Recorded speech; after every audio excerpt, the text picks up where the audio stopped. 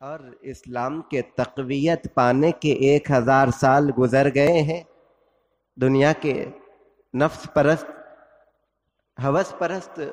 چند افراد نے بادشاہ کا ذہن بدلنا شروع کر دیا کہ اب 1000 سال ہو گئے ہیں تو اسلام کو کچھ ماڈرن کر دیا جائے۔ یہ قدامت پسندی، وہی 1000 سال پرانے اصول، وہی قوانین، اس میں کچھ سہولتیں پیدا کر دی جائے۔ ان سہولتوں، رعایتوں اور گنجائش کے نام پر انہوں نے آسان قانون ایسا بنا دیا کہ سراسر وہ اسلام سے ٹکرانے والا قانون تھا۔ جو چیزیں اسلام میں جائز ہیں اسے ناجائز کر دیا جائے، ممنوع قرار دے دیا جائے، اور جن چیزوں کو اسلام نے ناروا رکھا ہے، اجازت نہیں دی ہے، ممنوع قرار دیا ہے، جو چیزیں حرام ہیں ان چیزوں کی اسلام میں اجازت دے دی جائے۔ بڑے جانور کا گوشت شریعت میں کھانے کی اجازت ہے، اس پر روک لگا دی گئی سیکولرزم کے نام پر، اور بد جانور کے گوشت کو کھانے کو روا کر دیا گیا۔ نان مسلم، ان کے ساتھ شادی کا رشتہ اختیار نہیں کیا جا سکتا۔ اسلام کو ماڈرن بناتے ہوئے یہاں تک گنجائشیں نکال دی گئی کہ کسی نان مسلم سے بھی کوئی شادی کرنا چاہتا ہے تو اسے اجازت دے دی جاتی ہے۔ یہاں تک کہ بادشاہ نے خود پریکٹیکل غیر مسلم خاتون سے شادی کر کے بتایا کہ اس طرح اسلام میں کیا جا سکتا ہے۔ اب اس کا ٹائٹل دیا کہ دین الہی، اللہ والا، خدا والا دین۔ اگر کوئی نام غلط پیش کر دیا جاتا تو لوگ یہ باطل فرقہ کہہ کر ہٹ جاتے، اس سے اپنے دامن کو بچا لیتے، لیکن دین الہی کے نام پر بے دینی اور بددیانتی کو فروغ دیا جانے لگا۔ چونکہ حکومت کا اثر تھا، تخت و تاج کا تسلط تھا، لوگوں نے اپنے آپ کو پہلو تہی اختیار کرنا، اپنے دین عقیدے کو بچانے کے لیے اپنے آپ کو کنارہ کش کرنا یہ مناسب سمجھا۔ لیکن اللہ والوں کی شان حق کو حق اور باطل کو باطل قرار دینے میں کوئی امتیاز کرنے والی نہ ہوتی۔ حضرت مجدد الفسانی علیہ رحمت والرضوان حالانکہ کون ہے؟ سلسلہ نقشبندیہ کے ایک عظیم بزرگ ہیں، اور سلسلہ نقشبندیہ کو بطور خاص ذکر و شغل، وظائف و اذکار اور کونا نشینی سے یاد کیا جاتا ہے۔ حضرت مجدد علیہ رحمت والرضوان کا معاملہ بھی یہی معاملہ تھا۔ ذکر و اذکار میں، ریاضتوں میں رہنا یہ آپ کی پسند کا معاملہ تھا۔ قرب الہی کی منازل طے کرتے رہنا، رب تبارک و تعالیٰ کی بارگاہ میں جو قرب کے منازل ہیں اس کی سیر کرتے رہنا، یہ حضرت مجدد الفسانی علیہ رحمت والرضوان کی مرضی بھی تھی، ارادہ بھی تھا، مشغلہ بھی تھا۔ آپ نے اسے کردار بھی بنایا تھا۔ اپنے مبدأ و معاد نامی کتاب میں رقم تراز ہے کہ یہ رب تبارک و تعالیٰ نے عبادت و ریاضت کی بنیاد پر جو ترقیاں عطا فرماتا ہے، عام لوگ ہوتے ہیں جو ان کی عبادتوں کا فیض، عبادتوں کا صلہ اور اس کا فائدہ ہوتا نظر آئے یا نہ آئے، لیکن اللہ والوں کی شان وہ ہوتی ہے کہ وہ خدا کو یاد کرتے ہیں تو اس کا فیضان کو دیکھ لیا بھی کرتے ہیں، عبادت و ریاضت میں مشغول رہتے بھی ہیں۔ رب کی بارگاہ سے جو ترقیاں انہیں ملا کرتی ہے ان ترقیوں کے منازل پر وہ پہنچتے بھی ہیں، اس کا مشاہدہ بھی وہ کیا کرتے ہیں۔ خود حضرت مجدد الفسانی علیہ رحمت والرضوان بیان فرماتے ہیں کہ 4 مہینے کے مجاہدات کو جب میں پہنچ گیا، رب تبارک و تعالیٰ نے جس مقام پر مجھے پہنچانا تھا پہنچایا، تو کیا دیکھتا ہوں کہ حضرت بابا فرید الدین مسعود گنج شکر رحمت اللہ علیہ قرب الہی کے جن مقامات پر پہنچے ہوئے ہیں، اللہ تعالیٰ نے 4 مہینے کی عبادت و ریاضت میں مجھے اس درجے میں پہنچا دیا ہے۔ عبادت و ریاضت کی زندگی، رب تبارک و تعالیٰ کی بارگاہ سے جو آپ کو انعام و اکرام ملا تھا، بس انہی انعام و اکرام اور فیضان و تجلیات میں معمور زندگی آپ گزار رہے تھے۔ خود بیان فرماتے ہیں کہ مجدد کا جو منصب ہے رب تبارک و تعالیٰ ایک مخصوص ہستی کو عطا فرماتا ہے، اور اس مجدد کی قسم بھی بتاتے ہوئے خود بدولت حضرت مجدد الفسانی رحمت اللہ علیہ بیان فرماتے ہیں کہ ایک بزرگ، ایک ہستی وہ ہوتی ہے جو 100 سال کے سرے پر آ کر دین کی تجدید کیا کرتی ہے، اور ان میں کچھ ایسی بھی ہستیاں ہوا کرتی ہے جنہیں رب تبارک و تعالی 1000 سال کا مجدد بنا دیتا ہے۔ بیان فرماتے ہیں کہ ان 1000 سال میں جو کوئی مجدد ہوں گے، ولی ہوں گے، نجبا و نقبا ہوں گے، اللہ تعالیٰ انہیں فیضان مجدد الفسانی کے ذریعے ہی عطا فرمائے گا۔ عرض کرنے کا مقصد یہ کہ حضرت مجدد الفسانی علیہ رحمت و رضوان کی زندگی روحانیت کی دلدادہ زندگی، خدا کی بارگاہ میں انابت و رجوع، ذکر و اذکار اور کونا نشینی، گوشہ نشینی اختیار کرنے والی زندگی، لیکن جب ان طوفان بدتمیزی کو دیکھا کہ دین کے نام پر بے دینی پھیلائی جا رہی ہے، دیانت کے نام پر بددیانتی کو فروغ دیا جا رہا ہے، حلال کے نام پر حرام کو روا کر دیا گیا ہے، اور اسلام میں تبدیلی کے نام پر حلال کو ممنوع قرار دے دیا گیا ہے، فرماتے ہیں حضرت فاروق اعظم کی مبارک نسل سے ہے، سرکار فاروق اعظم کا خون میری رگوں میں موجزن ہو گیا، دوڑنے لگا، اور اس کے بعد حضرت مجدد الفسانی علیہ رحمت و رضوان نے نہ بادشاہ کو دیکھا، نہ بادشاہ کی طاقت کو دیکھا، نہ وزراء کو دیکھا، نہ ان کے حوصلوں کو دیکھا، نہ لشکر و سپاہ کو دیکھا، نہ ان کے تیر و تبر تلوار کو دیکھا، نہ دنیا میں ہونے والے حکومتوں سے ٹکرانے کے انجام کو دیکھا، قلم لیا، اسے ہی دین کی حفاظت کا ہتھیار سمجھا، مکاتب کو جاری فرمایا، سادات کی خدمت میں خطوط جاری فرمائے، حکومت کے ذمہ داروں کو آپ نے خطوط روانہ فرمائے، با اثر لوگوں کو آپ نے خطوط جاری فرمائے، اور جو جس کیفیت کا جس منصب کا تھا اس مطابق اسے حوصلے عطا فرمائے کہ اب اپنی طاقت و حوصلوں کو منوانے کا وقت آ گیا ہے، اسلام کو جب خطرہ لاحق ہو گیا ہے تو اس کی حفاظت کا ذمہ اب ہمارے ہی لیے، ہمارے ہی ذمے کر دیا گیا ہے، با اثر لوگوں کو ان کے حوصلے کے مطابق توجہ دلا رہے ہیں، سادات کرام کی خدمت میں یہ خطوط روانہ کر رہے ہیں کہ سید کائنات محمد الرسول اللہ صلی اللہ علیہ وسلم آپ کو نسبت حضور سے نانا جان کی ہے، نانا جان کے اصول، حضور کی سنتیں، حضور کا دین اب خطرے میں آ گیا ہے، اس کی حفاظت کے لیے کوششیں کرنی چاہیے۔ اہل خانقاہ کو خطوط روانہ فرما رہے ہیں، جب آپ کے خطوط لوگوں کو پہنچنے لگے، جو کنارہ کش ہو رہے تھے، حکومتوں سے خائف ہو رہے تھے، اب ان کے دلوں میں قرار آنے لگا، تسلی پیدا ہونے لگی، حوصلے پیدا ہونے لگے، اب حضرت کے لوگ گرویدہ ہونے لگے، اسلام کے پیام کو حق سمجھنے لگے، باطل کو جو فروغ دیا جا رہا تھا، باطل کو باطل اور غلط کو غلط سمجھنے لگے، شکایت حکومت کے دربار میں پہنچا دی گئی۔ اکبر بادشاہ کا بے دینی کا وہ ماحول تھا، دین الہی کے نام پر بددیانتی کو فروغ دیا جا رہا تھا، اگر ایسے ہی خاموشی اختیار کر دی جائے، حضرت مجدد علیہ رحمت و رضوان کو نظر انداز کر دیا جائے تو ایک نہ ایک دن حکومت کا تختہ پلٹنے والا ہے۔ کیا کیا جائے؟ ہونا یہی تھا کہ حضرت کو پابند سلاسل کر دیا گیا، قید و بند کی صعوبتوں میں ڈال دیا گیا، جیل کی سلاخوں کے پیچھے آپ کو ڈال دیا گیا، لیکن خدا کی بارگاہ سے، آقا علیہ الصلوۃ والتسلیم کی بارگاہ سے خصوصی فیض اور ہمت و حوصلے لینے والے حضرت مجدد تھے۔ قید و بند کی جیل کی سلاخوں سے کہاں ڈرنے والے، آپ نے اسلام کی حقانیت کے مشن کو، اسلام کی تجدید کے مشن کو جیل میں بھی باقی رکھا۔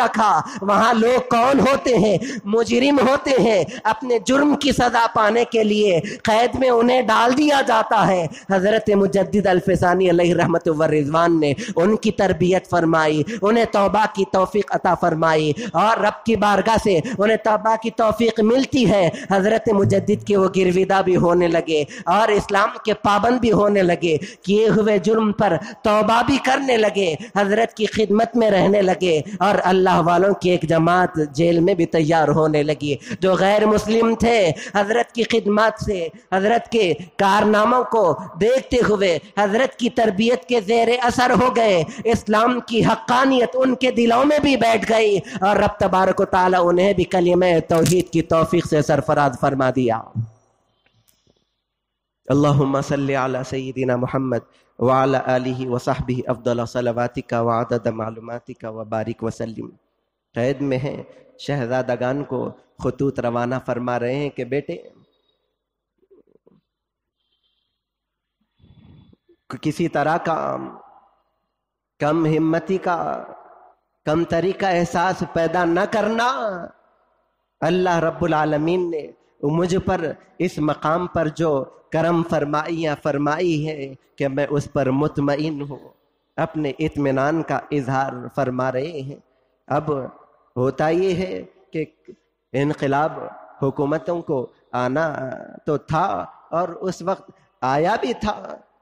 اکبر بادشاہ تو اسی بے دینی پر اسلام کو تبدیل کرتے ہوئے مر گیا، لاکھ اس کے لیے کوششیں کی گئی، لیکن حق کی توفیق اس کے نصیب میں نہ تھی۔ ویسے ہی وہ ارتداد کی زندگی گزارتا ہوا مر گیا۔ اب اس کا بیٹا تخت پر آیا تو یوں سمجھے کہ سیاسی طور پر بھی ایک انقلاب پیدا ہو گیا،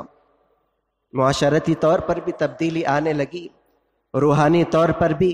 حکومت اس وقت کی متزلزل ہونے لگی۔ آخر کیا کیا جائے؟ مشورہ یہ دیا گیا کہ حضرت امام ربانی مجدد الفسانی علیہ رحمہ کو جیل سے رہا کر دیا جائے۔ چنانچہ وہ وقت بھی آ گیا۔ تو جب آپ جیل سے واپس آنے لگے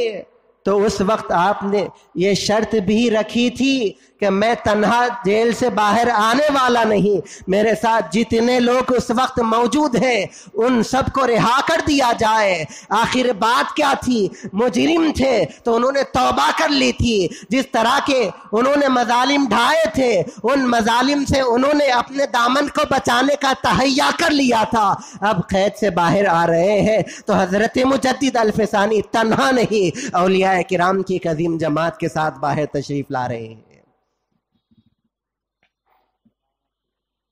جب آپ باہر تشریف فرما ہوئے، حق کا بول بالا ہوا، آپ کے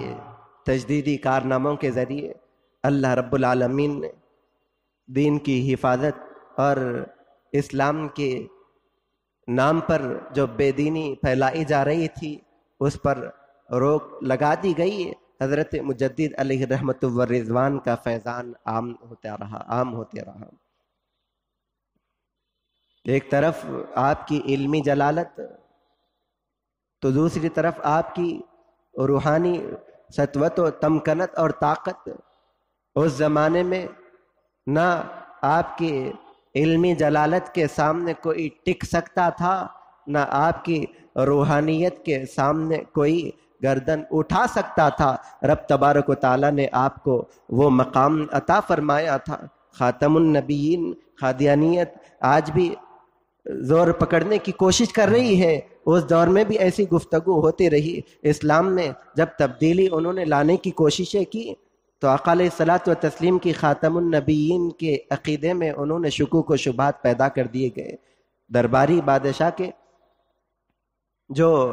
علماء سو تھے، نفس پرست، انہوں نے حضرت مجدد علیہ رحمت والرضوان سے گفتگو کی، مناظرہ ہوا، اور فلسفیانہ بحثوں کو گفتگو کو لا کر وہ حضرت مجدد علیہ رحمت والرضوان کو خاموش بٹھانا چاہتے تھے۔ کہنے لگے کہ حضور پاک علیہ الصلوۃ والتسلیم خاتم النبیین ہیں، فرشتوں کے ذریعے یہ بات آئی ہے، لیکن فرشتوں کو دیکھا کون ہے، اور اس بات پر اعتماد کیسے کیا جا سکتا ہے؟ اعتبار سرے سے اسلام کے جو بنیادی عقائد قوانین ہیں اس پر یہ الغار کر دی گئی کہ قرآن کو لانے والے ان دنوں قرآن مجید کی حفاظت کے سلسلے میں بھی فتنے اٹھ رہے ہیں، اور اس میں تبدیلی حذف و اضافے کی بھی کوششیں کی جا رہی ہے۔ یہ اب سے نہیں، ہر دور میں ایسے فتنے آتے گئے اور رب تبارک و تعالی انہیں نیست و نابود کرتا رہا۔ تو درباری عالموں نے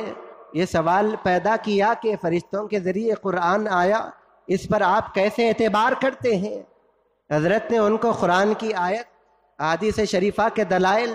اس کو تو ماننے سے مکر گئے تھے، اب انہیں عقلی دلائل سے زیر کرنا تھا۔ ارشاد فرمایا کہ فارابی اور ابن سینا وغیرہ یہ مشہور حکیم ہیں، اس دور کے سائنسدان ہیں، تم ان کی لیاقت کو، ان کی حکمت کو کیسے جانتے ہیں کہ وہ حکیم ہے، اس طرح کی وہ صلاحیتیں رکھنے والے ہیں، تمہیں کیسے پتا چلا؟ تو ان درباری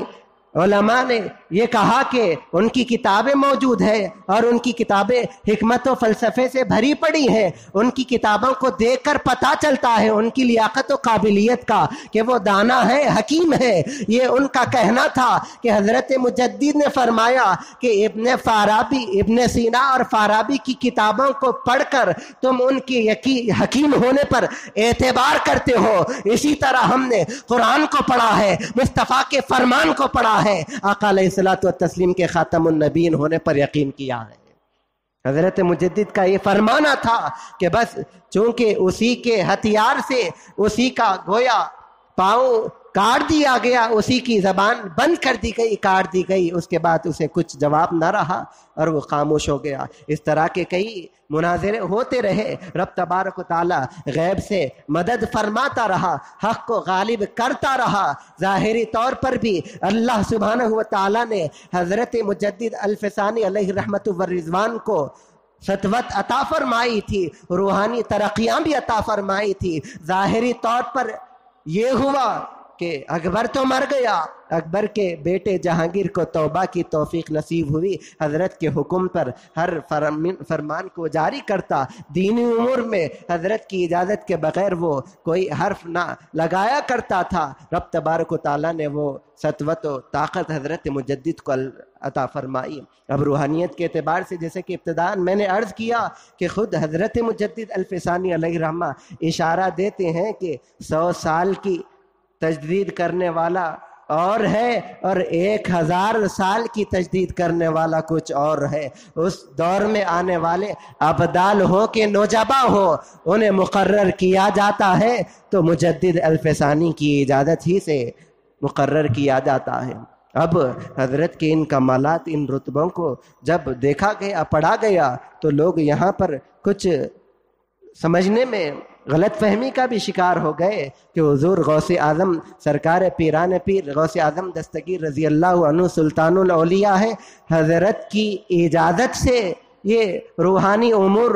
نوجبا و ابدال کے طے پاتے ہیں، حضرت مجدد سے متعلق یہ کیسے لکھ دیا گیا؟ دراصل بات یہی ہے کہ ان ذمہ داروں میں حضرت سرکار غوث اعظم نے ایک ذمہ دار حضرت مجدد الفسانی کو بنایا ہے۔ ایسے ہی نہیں بلکہ خوشخبری بھی عطا فرمائی تھی کہ 500 سال بعد احمد نامی ایک ہستی دنیا میں جلوگر ہوگی، جن کے جلووں سے ساری دنیا روشن و معمور ہو جائے گی۔ خرخا بھی عطا فرمایا تھا، گویا قادری فیضان حضرت مجدد الفسانی کو حضرت سرکار غوث اعظم نے اپنے خرقے کے عنایت کے طور پر عطا فرمایا تھا، وہ حضرت مجدد کو ملا ہے، تو اسی کی ذمہ داری اور ولایت کے ایک عظیم عہدے کو، مجدد الفسانی کے رتبے کو آپ نے اپنے دور میں بخوبی نبھایا، اور 1000 سال کا تسلسل جاری ہے، حضرت کا فیضان بھی جاری ہے۔ آپ کے مکتوبات آج ساری دنیا میں ہر زبان میں اس کا ترجمہ بھی کیا گیا، لوگ اپنے عقیدے ایمان اور حسن عمل کے لیے اسے حرز جاں سمجھے ہوئے ہیں، فیضان سے مالا مال ہو رہے ہیں۔ اسی کی ایک کڑی ہماری یہاں حاضری ہے۔ سلسلہ نقشبندیہ میں آپ نے جو تجدیدی خدمات انجام دی، آپ کی اس تجدیدی خدمات کے ذریعے سلسلہ مجددیہ کی ایک شاخ وہاں سے ابھری ہے، اور اس سلسلہ مجددیہ جو سلسلہ نقشبندیہ کی شاخ ہے، اس حوالے سے خود حضرت مجدد الفسانی علیہ رحمہ خوشخبری سناتے ہیں، وَإِنَّ سِلْسِلَتِي لَبَاقِيَةٌ إِلَى يَوْمِ الْقِيَامَةِ، لوگوں خوش ہو جاؤ، رب تبارک و تعالیٰ نے مجھے حضور پاک علیہ الصلوۃ والتسلیم کی نسبت کا جو فیض عطا فرمایا ہے وہ منقطع ہونے والا نہیں، قیامت تک جاری رہنے والا ہے۔ سلسلہ نقش بندیہ، اس کی خصوصیت کے حوالے سے بھی ایک بات آپ جانتے ہیں کہ تمام سلاسل طریقت حضرت مولا کائنات امام الولایت شیر خدا حیدر کرار سیدنا علی مرتضی کرم اللہ وجہہ تک منتہی ہوتے ہیں، اور سلسلہ نقش بندیہ حضرت امیر المؤمنین افضل البشر بعد الانبیاء والمرسلین سیدنا ابو بکر صدیق رضی اللہ تعالی عنہ تک پہنچتا ہے۔ لیکن یہ بھی حقیقت ہے کہ حضرت صدیق اکبر رضی اللہ عنہ کا فیضان سلسلہ نقش بندیہ میں بہر طور لازمی طور پر شامل ہے، لیکن اس غفلت میں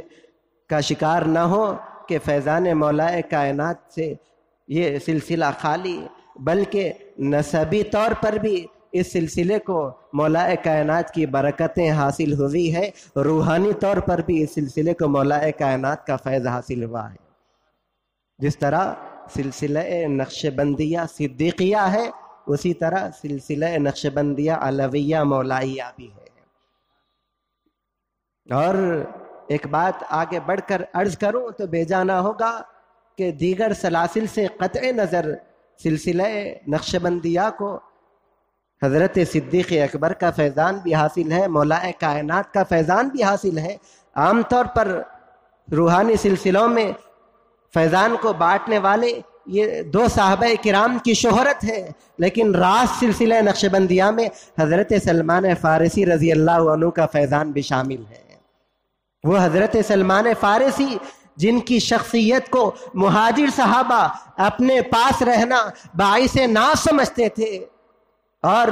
انصار صحابہ اپنے پاس انہیں شمار کرنا باعث ناز سمجھتے تھے۔ آقا علیہ الصلوۃ والتسلیم نے اس سلسلے کو جب اس گفتگو کو سنا کہ مہاجر کہتے ہیں کہ سلمان مہاجر سے ہیں رضی اللہ عنہ، انصاری صحابہ یہ کہتے ہیں کہ حضرت سلمان فارسی رضی اللہ عنہ انصار سے ہیں، حالانکہ حضرت سلمان فارسی ہجرت کرنے والوں میں سے ہے، نہ مدینہ المنورہ سے نشأت و نما پانے والوں میں سے ہے۔ حضور نے جب صحابہ کرام کی آپسی ان محبتوں کو سنا تو ارشاد فرمایا سلمان منا اہل البیت، ارے سلمان فارسی نہ مہاجرین سے ان کی نسبت ہے نہ انصار سے ہے، ہم اہل بیت کے گھر والوں سے سلمان فارسی کی نسبت ہے۔